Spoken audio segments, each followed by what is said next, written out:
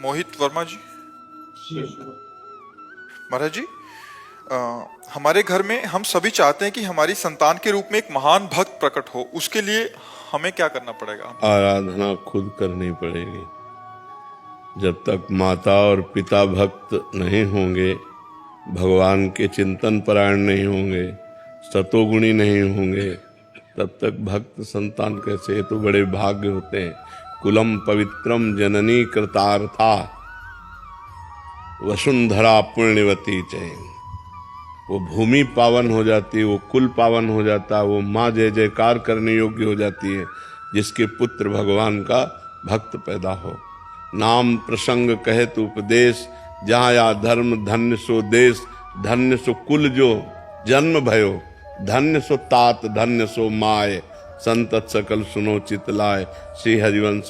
जो भगवान का नाम जप करने वाला भक्त जिस कुल में पैदा हुआ, वो देश धन्य, वो गांव धन्य, वो कुल धन्य, वो माता पिता धन्य जिसमें भगवान का अनुरागी भक्त। तो इसलिए कुछ नियमों का पालन अगर करे और भगवान का भजन करे तो भक्त संतान होने की संभावना है, वो भी भगवान की कृपा से।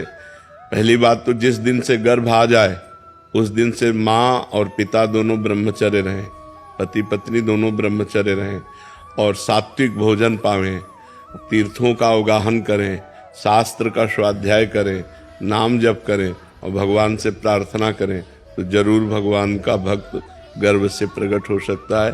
दूसरा कोई उपाय नहीं। संसार का त्याग करके रात दिन भगवान में चित्त जोड़ना ये बहुत बड़ी बात है, ये बहुत बड़ी बात है। तो ऐसा करे, भगवान से प्रार्थना करे और संयम से चले, नाम जप करे तो वही संस्कार गर्भस्थ शिशु में पड़ेंगे तो जरूर न जरूर भगवान का भक्त या देश भक्त पैदा हो जाए तो जीवन कृतार्थ हो जाए। महाराज जी, आपके श्रोता हैं जो सत्संग सुनते हैं, परसों आए थे महाराज जी, उन्होंने आपका बहुत देर पहले सत्संग सुना था कि जब बच्चा गर्भ में आ जाए तो ब्रह्मचर्य से रहें, और बहुत कह रहे कि हमने नाम जप भी किया और हमें अभी 1 साल का हो गया बच्चा, परसों आए थे तो कह रहे थे कि हमें इसमें दिव्यता नजर आ रही है। हाँ बिल्कुल। वो मतलब राधा नाम सुन के और एक उसमें सौम्यता, और जहां भी जाता है हमें एक प्रभाव दिखता है। तो महाराज जी उसका प्रभाव कह रहे कि हमें प्रत्यक्ष, मतलब महाराज जी के वचन सुन के हमने ऐसा किया और उसका प्रत्यक्ष उदाहरण महाराज जी। हमारे पिताजी बड़े भक्त थे। इस शरीर के जो पिता कभी जूता पहन के हल नहीं जोता, नंगे पैर हल जोता। और संतों की सेवा, तो हम लोग जब छोटे छोटे थे 4-4 संत आ जाते, सबके चरण दबाओ, चरण धो, चरणामृत पियो और उनके पास बैठना।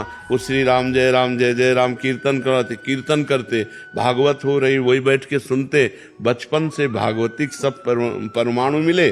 माता जी को तो क्या कहना, साक्षात देवी।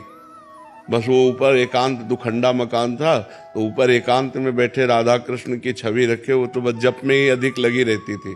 तो उसका प्रभाव देखो कि हमारे पिताजी भक्त, माताजी भक्त, तो हम भक्त, हमारा परिवार का सब पूरा सदस्य भक्त, बहने भाई सब भक्त हैं। तो जैसे हम परमाणु अपने परिवार को देते हैं वैसा ही हमारा परिवार होता है। तो हम माता पिता का विशेष योगदान होता है। पुत्र की उद्दंडता या सौम्यता ये माता पिता से। अब आप गंदे आचरण कर रहे हो, गर्भस्थ शिशु है, उल्टा सीधा खा रहे हो, उल्टे सीधी बातें कर रहे हो, वही संस्कार पड़ रहे हैं। आप जब बच्चे थोड़ा सयाने हुए, आप बीड़ी मंगा रहे हो, आप शराब पी रहे हो उनके सामने, वही संस्कार पड़ रहे हैं, उनके वही संस्कार बनते हैं।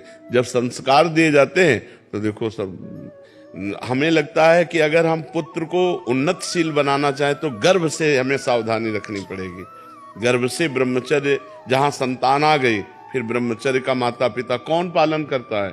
कोई बिरला संयमी ऐसा हो सकता है कि 1.5 साल हमको ब्रह्मचर्य से रहना, बहुत कठिन बातें हैं।